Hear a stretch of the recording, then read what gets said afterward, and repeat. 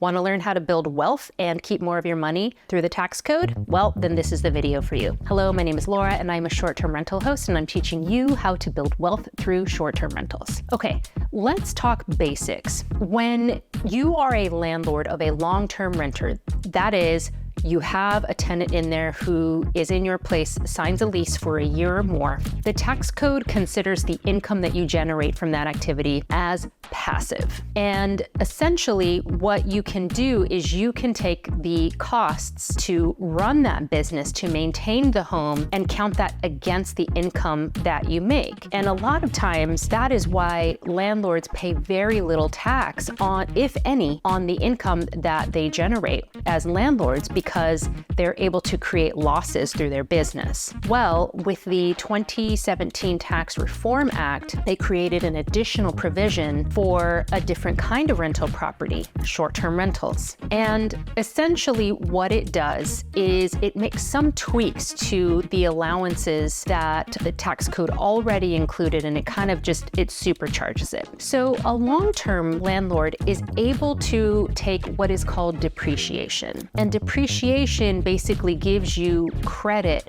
for the wear and tear on a building, because over time, things like a roof or plumbing or a refrigerator, those things may need to be repaired and replaced over time, and landlords do incur a cost to do so. And for long-term landlords, it allows you to take depreciation over a pretty long lifespan. I believe it's 27.5 years. And what the 2017 Tax Reform Act did was it created a provision for owners of short-term rentals, and it treats depreciation a little bit differently. And it does so as long as you are the owner and the property manager.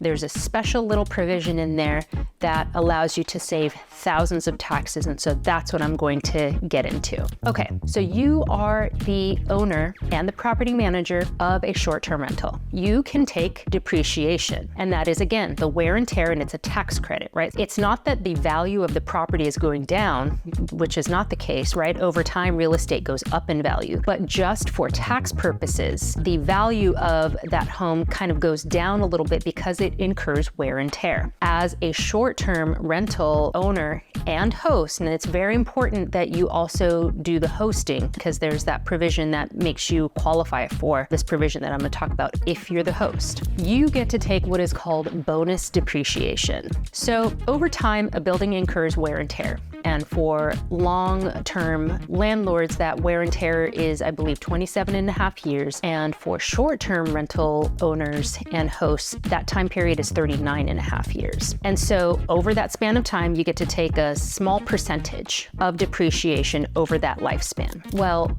by using bonus depreciation, you can essentially take a huge chunk of that up front. Now, what do you have to do in order to get that? There's a couple of things. First, you have to materially participate as the property manager. What does that mean? You have to put in a certain number of hours. It's usually about 100 hours, and you have to participate more than anyone else in the business. So more than a cleaner, more than a handyman, more than anyone else. You have to track your hours and be able to prove that you put in that amount of time. So if you materially participate, the next thing that you have to do is get what's called a cost segregation study. And what this study does is it looks at the condition of the home and the age and condition of certain contents, like the plumbing, the electricity, the major appliances, things like that. And it will essentially spit out a report that your accountant will use to calculate how much in that depreciation you can take up front. So when you materially participate and you get this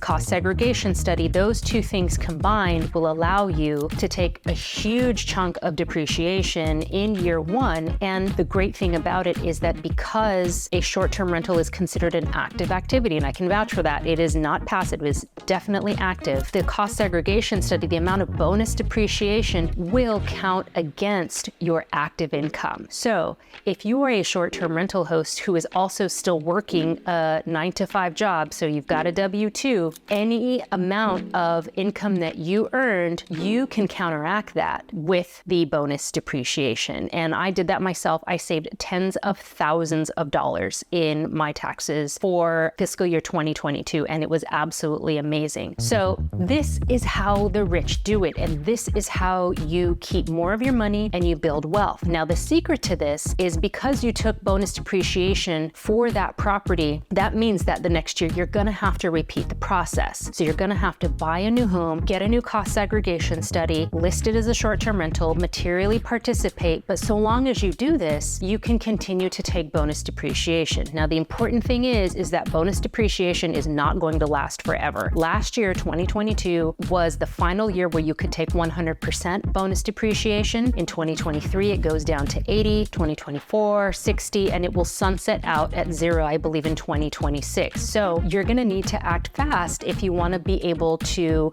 benefit from bonus depreciation. And time will tell. We will see if Congress will allow for bonus depreciation to continue, but it is gonna have to be voted on by Congress. So that is bonus depreciation, and that is the magic of investing in real estate. So if you're interested in becoming an Airbnb host and you do want to take advantage of these tax savings, you can click the link below in the description box. I do have a referral code to become an Airbnb host, and I'm happy to provide you feedback on your listing. If you want resources on how to furnish your Airbnb like a pro, I've got links to all of my favorite products down below. Thank you so much for watching. Hit like and give a follow. Bye-bye.